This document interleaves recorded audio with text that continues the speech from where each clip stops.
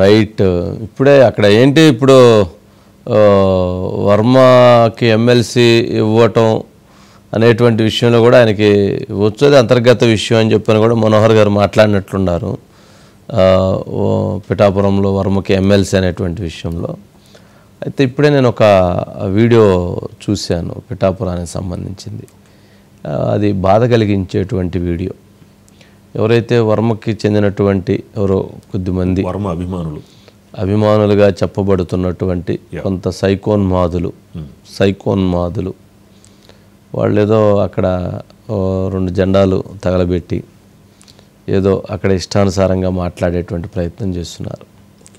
పార్టీని మొత్తం వాళ్లే మోసినట్టుగా, పార్టీ మొత్తాన్ని వాళ్లే నడిపినట్టుగా, వాళ్ళ వలనే ప్రభుత్వం వచ్చినట్టుగా, వాళ్ళ వలనే చంద్రబాబు నాయుడు గారు ముఖ్యమంత్రి అయినట్టుగా, వాళ్ళ వలనే లోకేష్ గారు మంత్రి అయినట్టుగా, వాళ్ళ వలనే పవన్ కళ్యాణ్ గారు ఉప ముఖ్యమంత్రి అయినట్టుగా, గెలిచినట్టుగా వాళ్ళ యొక్క భావాలు, వాళ్ళ యొక్క భావజాలాలు కనపడుతున్నాయి. నోరు అదుపులో పెట్టుకోవాల్సినటువంటి అవసరం ఉంటుంది. నోరు అదుపులో లేకపోతే తొక్కు తీసి నరం తీస్తారు.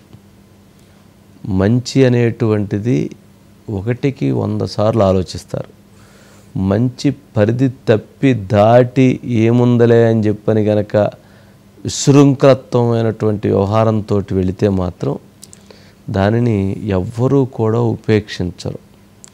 కొంచెం తాగి ఇష్టానుసారంగా మాట్లాడటం మంచిది కాదు.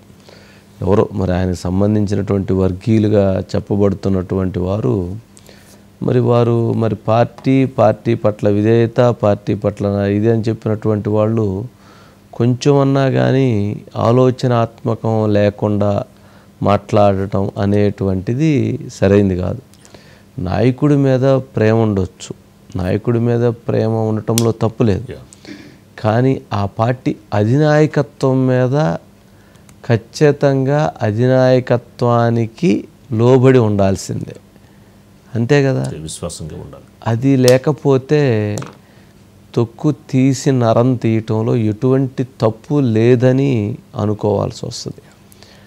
అక్కడ జనరల్గా వాస్తవాలు కొన్ని మాట్లాడుకుంటే వర్మకి ఎమ్మెల్సీ సీటు ఇవ్వాలి అని చెప్పటంలో చెప్పినటువంటి మాటలో వాస్తవం. తెలుగుదేశం పార్టీ పవన్ కళ్యాణ్ గారికి భారీ మెజారిటీ రావటంలో గెలుపు అనేటువంటిది, పవన్ కళ్యాణ్ గారి గెలుపు అనేటువంటిది అది ఎవరూ ఆపలేనటువంటిది. దాన్ని ఎవ్వరూ ఎటువంటి వ్యక్తులు కూడా దాన్ని నియంత్రించలేనటువంటిది. ఆయన గెలుపు అనేటువంటిది 100కు 100% కన్ఫర్మ్. ఆ గెలుపులో ఒక మెజారిటీ రావటంలో, కొంత పెరగటంలో వర్మగారి పాత్ర కీలకం. ఆయన ఆ రోజు ఆయన ఎమ్మెల్యే పవన్ కళ్యాణ్ గారు వచ్చారు కాబట్టి కూటమి పొత్తులో భాగంగా వచ్చారు. కూటమి పొత్తు కలయిక యొక్క ఉద్దేశం అది పవన్ కళ్యాణ్ గారు ఎక్కడ సీటు కోరుకుంటే అక్కడ ఆ సీటు ఉంటుంది. మరి అలాంటిది ఆయన అక్కడ వెళ్ళినప్పుడు అక్కడ తెలుగుదేశం పార్టీ ఈయనకి ఎమ్మెల్సీ ఇస్తామని ఆయనకి నిలబడ్డారు, గెలిచారు. అయితే తర్వాత ఈ 9 నెలల కాల ప్రయాణంలో ఎవరైతే వర్మ గారు పవన్ కళ్యాణ్ గారి విషయంలో లేదా అక్కడ జనసేన పార్టీ నేతల విషయంలో కొంచెం అంతర్గతంగా భేదాభిప్రాయాలు, విభేదాలు, ఘర్షణాత్మకమైనటువంటి వాతావరణాలు ఏర్పడినాయి. పబ్లిక్గా కావచ్చు, ప్రైవేట్గా కావచ్చు, తెలియకుండా తెలుసో కొంత మధ్యలో ఉన్నటువంటి వ్యక్తుల వల్ల కావచ్చు కొన్ని మనస్పర్ధలు ఏర్పడినటువంటి మాట వాస్తవం. సరే, అది పవన్ కళ్యాణ్ గారు ఏ రోజు కూడా ఈ విషయాల గురించి బహిర్గతంగా మాట్లాడింది లేదు. వర్మగారే 1-2 సందర్భాల్లో ఆయన అనుచరణగానే మాట్లాడినటువంటి పరిస్థితులు ఉంటాయి. రాష్ట్ర రాజకీయాలని ఇటు Telugu Desam party, Janasena party, BJP party నడుపుతున్నాయి, ప్రభుత్వాన్ని నడుపుతున్నాయి. మరి ఈ 3 పార్టీలకు చెందినటువంటి ముఖ్య విషయంలో చంద్రబాబు నాయుడు గారి నిర్ణయం నెంబర్ 1, ఇక ప్రప్రథమ ఫైనల్. తర్వాత జనసేన పార్టీ పవన్ కళ్యాణ్ గారి నిర్ణయం అనేటువంటిది ప్రప్రథమైనటువంటిది నెంబర్ 2, బీజేపీ పార్టీ నిర్ణయం అయినటువంటిది నెంబర్ 3. ఇప్పుడు వీర్రాజు గారికి ఎమ్మెల్సీ ఇవ్వాలని బీజేపీ అధిష్టానం అడిగితే కాదని లేకపోయారు. మరి అలాంటిది ఆ పార్టీ అధినాయకత్వానికి ఉన్నటువంటి వాళ్ళ యొక్క నిర్ణయాలు చాలా శిరోధార్యమైనటువంటిది. మరి అలాంటిది ఆ నాయకుడితోటే గ్యాప్ అనేటువంటిది, సరే ఆయన ఉద్దేశాలు మంచివా లేకపోతే ఇంకొకట ఎక్కడ ఆయన అడ్జస్ట్ కాలేప్పుడు వేరే విషయం. కానీ ఎప్పుడైతే ఆ గ్యాప్ వచ్చిందో పార్టీ నాయకత్వాలు కూడా 1-2 సార్లు ఆలోచించేటువంటి పరిస్థితులు ఉంటాయి. ఆ పార్టీలో ఉన్నవాళ్ళు వద్దన్నారా, లేదా ఆ పార్టీలో ఉన్నవాళ్ళు కావాలన్నారా, లేకపోతే ఇప్పుడు సమయం లేదా, లేదా ఇప్పుడు సందర్భం లేదా, లేదా తర్వాత ఇద్దాం అనుకున్నారా, తర్వాత కార్పొరేషన్ ఇద్దాం అనుకున్నారా, లేకపోతే ఇంకోటి చేద్దాం అనుకున్నారా అనేది అదంతా వేరు. దానికి సంబంధించి పార్టీ అధినాయకత్వాలు ఉంటాయి, వాళ్ళ ఆలోచనలు ఉంటాయి. ఇప్పుడు వాళ్ళకి ప్రేమ ఉంది కదా అని చెప్పని వర్మ గారిని ముఖ్యమంత్రిని చేయనంటే కుదిరిద్దా?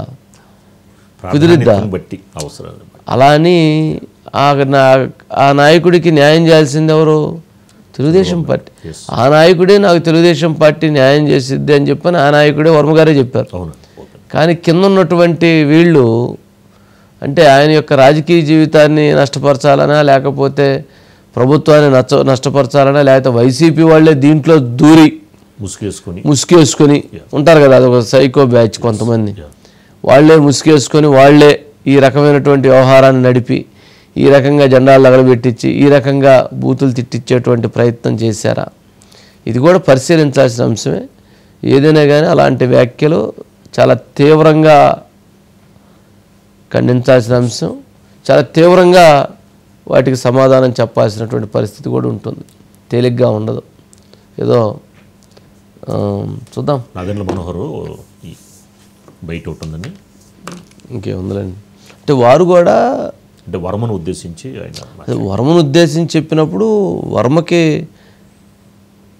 వద్దన్నారని కొంతమంది, ఇవ్వాలన్నారని కొంతమంది, వాళ్ళు ఇవ్వాలన్నారు కొంతమంది, వీళ్ళు ఇవ్వకూడదన్నారు కొంతమంది, లేదా వాళ్ళే ఇప్పుడు కాదు తర్వాత ఇద్దాం అనుకున్నారు కొంతమంది. ఇక్కడ గ్యాప్ రాకుండా చూసుకోవాల్సిన బాధ్యత ఎవరిది?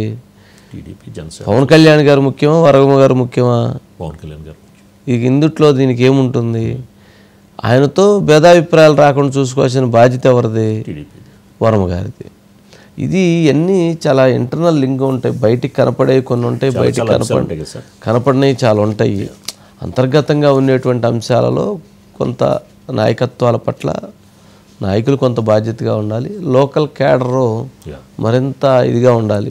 మీదేం పోయింది, మీ మాటలో మంచి చేస్తే పర్వాలా, మీ వ్యాఖ్యలు ఎప్పుడూ కూడా బూత్ అనేటువంటిది ఎప్పుడూ కూడా ఖచ్చితంగా నష్టం చేసింది తప్పితే మంచి చేసింది లేదు. వైఎస్ఆర్సీపీ పార్టీ 11 స్థానాలకు ఉంది. కారణం అంటే వాళ్ళు మాట్లాడినటువంటి బూతులతో అట్లా ఉంది.